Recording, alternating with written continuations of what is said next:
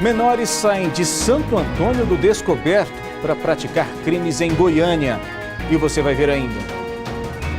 Operação da PRF flagra 29 motoristas dirigindo embriagados em uma única noite. Ônibus que capotou na BR-020 estava com licença vencida. Em rodada polêmica, Lusiânia empata com o Gama. É agora, no Jornal Anhanguera, segunda edição.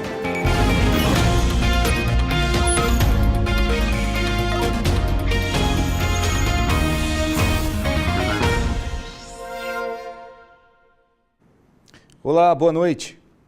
A Polícia Rodoviária Federal intensificou a fiscalização nas rodovias aqui no entorno de Brasília. Só num fim de semana, 29 motoristas foram flagrados dirigindo embriagados.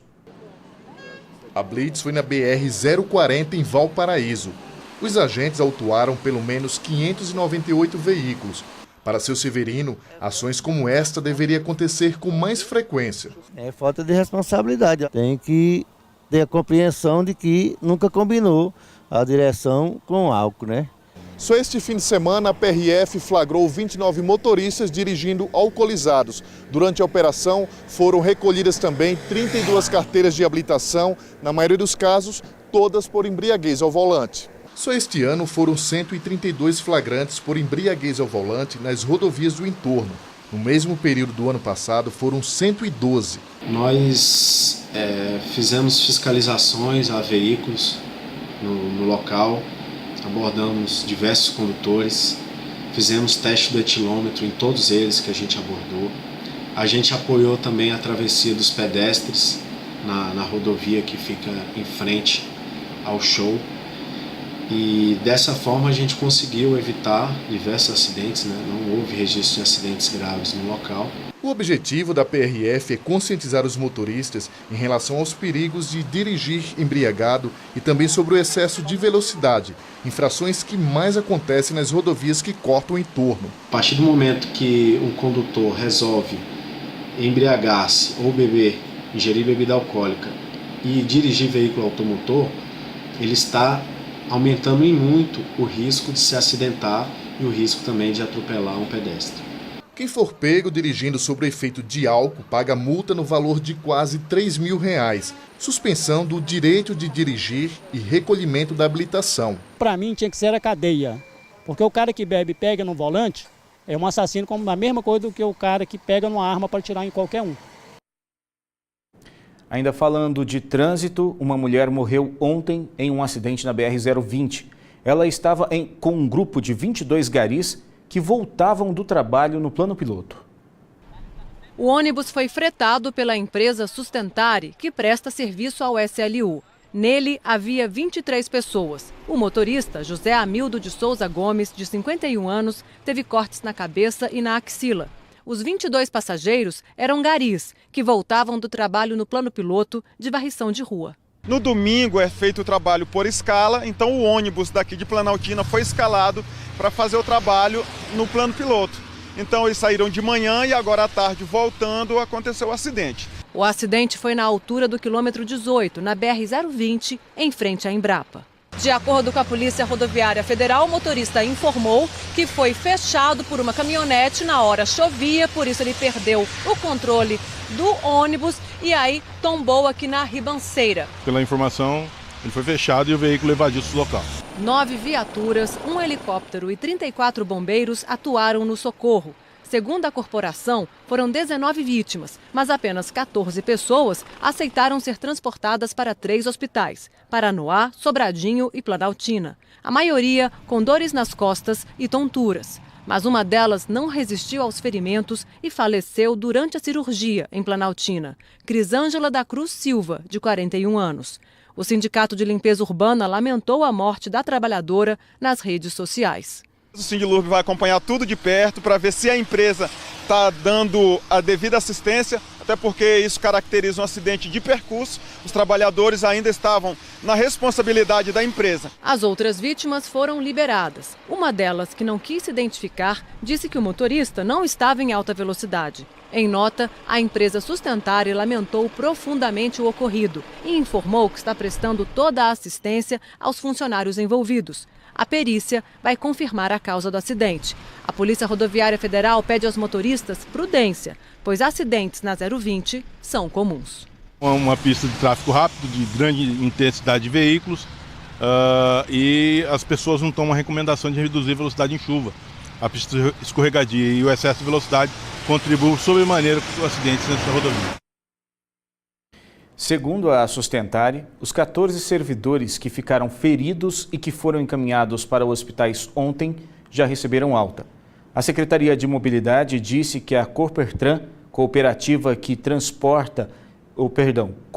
de Transporte e Mobilidade do município de Santo Antônio do Descoberto, responsável pelo ônibus, estava com a autorização vencida desde outubro de 2017.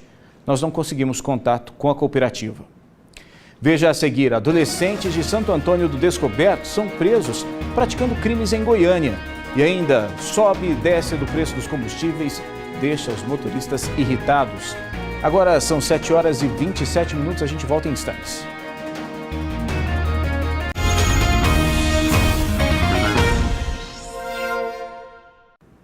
Estamos de volta com o J2. 14 pessoas foram feitas reféns durante um assalto hoje numa loja do setor Bueno, em Goiânia. Policiais militares que estavam perto foram chamados e conseguiram apreender 3 adolescentes em flagrante. Os menores teriam saído de Santo Antônio do Descoberto.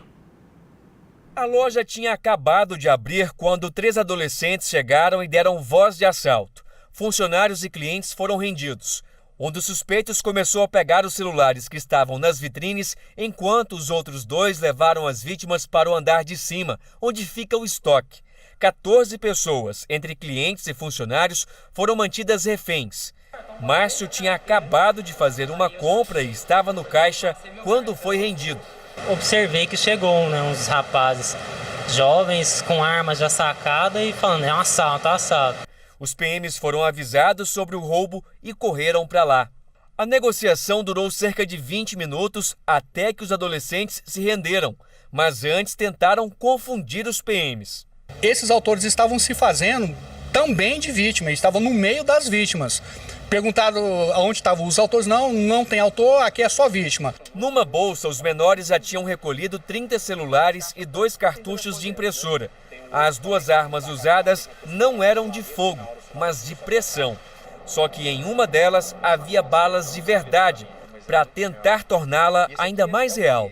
Outro suspeito estava neste carro dando cobertura, mas ao perceber a ação dos policiais, ele começou a fugir. Chegou a bater em outro carro que estava na avenida. E ao ver uma outra viatura se aproximando, o rapaz abandonou o veículo e fugiu a pé. Segundo a PM, o carro foi roubado em Brasília e os menores são de Santo Antônio do Descoberto. 2 deles são irmãos gêmeos, de 17 anos. O outro tem apenas 14. Já estavam monitorando, não foi assim de última hora que eles resolveram cair para dentro da loja. Os adolescentes serão apresentados amanhã ao Juizado da Infância e Juventude. O 4º adolescente que conseguiu fugir ainda não foi encontrado. E olha só, o motorista já não consegue nem decorar o preço do combustível. Todo dia é uma variação. E como faz para economizar nesses casos? Tem gente que está usando um aplicativo de celular como aliado. Abastecer o carro em Goiânia tem sido como uma maré incerta, com altas e baixas. Eu vejo mais subindo. Mas eu tento ao máximo acompanhar por aplicativos algumas coisas, os preços e como tá. E geralmente alguns postos já praticam um preço mais em conta. Aí eu já fico com mais ou menos as coisas na cabeça para ter esse controle. E os donos de postos alegam ser reflexo dos aumentos da refinaria. Do dia 2 de fevereiro para cá mesmo, foram 8 centavos de reajuste no litro em 4 aumentos. Saiu de 1,47 para 1,55. É claro que o preço final é aquele que a gente conhece, né? O pessoal que tem o hábito de andar pelas ruas de Goiânia, olhando para as placas, agora está até difícil memorizar, porque parece que cada dia você tem um valor diferente. E de acordo com o Sindiposto, o que acontecia é que por muito tempo o governo segurava para não repassar, por exemplo, a variação do câmbio do dólar e nem a mudança no preço internacional do petróleo. Segurava para não demonstrar um aumento de inflação. E agora essa política mudou. Essa variação, essa oscilação pode chegar todo dia nos postos de combustíveis. Não deixar o preço subir na bomba satisfazia o consumidor, mas gerou prejuízo à Petrobras. E para o Sindiposto, essa oscilação constante nem sempre é positiva, porque não dá para mexer no preço todo dia. O consumo cai quando o preço está em alta, né? Então isso para o posto, foi para o empresário, foi muito ruim, porque também precisou de mais capital de giro para o seu negócio. Cada empresário define seu preço. Então ele precisa estar atento, né, para fazer suas contas, para que não perca dinheiro nesse período de variações de preço. O Fabiano, que viaja para todo canto como representante comercial, diz que essa oscilação só confunde a cabeça do motorista, que não consegue ver economia. Anápolis é bem mais barato que aqui em Goiânia, né? Então, assim, tem uma distância pouca, né? E a gente não entende o porquê dessa variação de preço. E aqui em Lusiânia não está diferente. Os preços também estão sobe e desce que a gente não entende. Pausa rápida para os comerciais e a seguir. Menino de 13 anos embarca em avião errado em Brasília. E ainda, Lusiânia empata com o Gama em um jogo polêmico. Agora é 7h33. Voltamos em instantes.